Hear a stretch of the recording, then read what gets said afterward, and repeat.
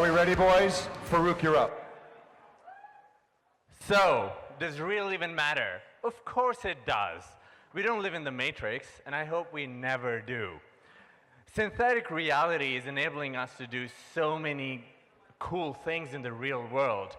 I create synthetic virtual environments in my business, and we use that to sell real products, which is pretty amazing. These are products which have never been sold online before, countertops, tiles, and there's so many other industries that are doing this. So synthetic reality is allowing us to free up time so that we can do more exciting things, reduce wastage, save the environment, make the world a better place.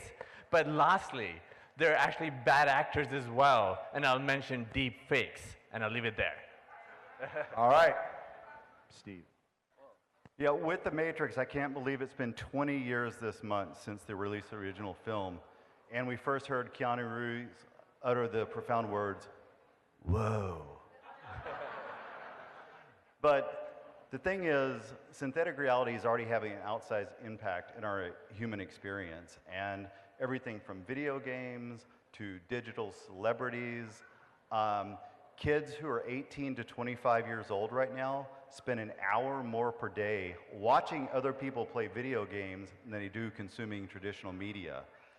So there are virtual pop stars. Hatsune Miku, the Japanese pop star, has hundreds of millions of YouTube views and 2 million Facebook users, and she's completely virtual. All right, Farrukh, your counter, 30 seconds. Yeah, that reality is kind of sad, right? If everything's virtual, what's going to happen to sex? Like, it's sad. But I hope my mom's not watching on the live stream. But yeah, I just wanted to end on like deep fakes. I'm passionate about that, and I just wanted to say, seeing is believing. That won't be true anymore if we don't control what's going on. Thank you. 30 seconds, your counter, Steve. Deepfakes they're a big concern, but I go back to 1988. There was this little program invented called Photoshop.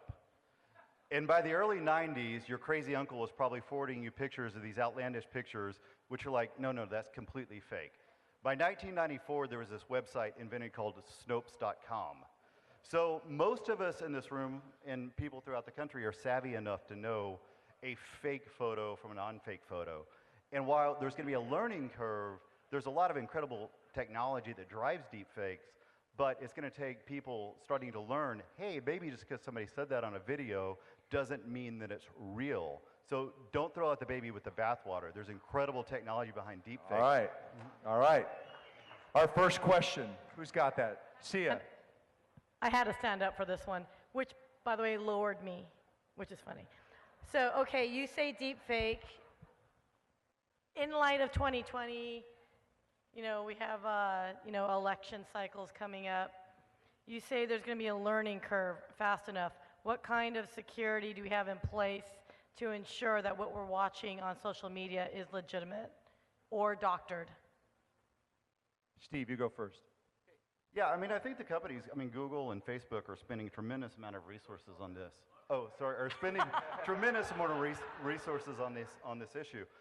The thing is, algorithmically, there's great work being done at UC Berkeley already on this. People who are, politicians are already completely mapped. It's really easy to pick up if it's a deep fake by people's facial tics, by their micro actions in their face. So it's pretty easy to pick these things out. And the technology, it's a cat and mouse game that's constantly moving forward. But the AI researchers who are working in this field are staying ahead of the bad actors that are creating these deep fakes. Farrukh, are you sure? Yeah, I'm not sure if they are staying ahead, right?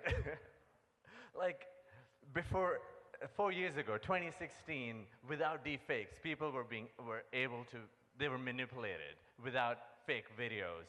And now we have fake videos to manipulate them. So I agree with you that a lot of work needs to be done, a lot of work is being done, but I'm worried that it's not in time to actually save us.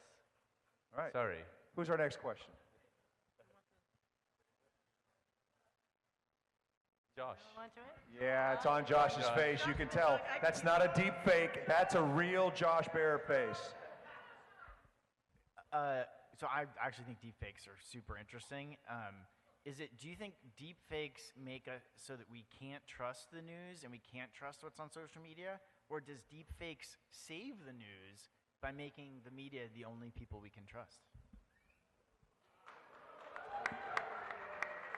No offense, referees, that's the question of the evening. Yeah. With a close follow to how do you get my kids squared away? So, Farrukh, you're up. What do we do? Good question. Yeah.